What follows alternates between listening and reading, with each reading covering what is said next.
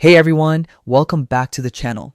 Today, I'm going to show you a super simple way to change the language in the Taobao app from Chinese to English, so you can shop without any confusion. Let's dive right in. First, open your Taobao app. Once you're in, look at the bottom of the screen and tap on your profile icon. This will take you to your account settings. Next, scroll down and tap on settings. If you find the app interface a bit tricky to understand in Chinese, don't worry. Tools like Google Translate can help you navigate while you're figuring things out.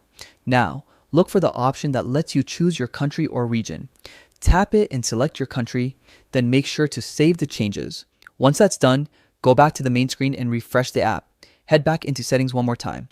This time, you should see a new option labeled country/language/currency. Tap on it, then change the app language to English and you're all set. And that's it. Your Taobao app should now be fully in English, making shopping much easier and more enjoyable. If you found this tutorial helpful, don't forget to hit the like button and subscribe for more quick tips like this. Happy shopping!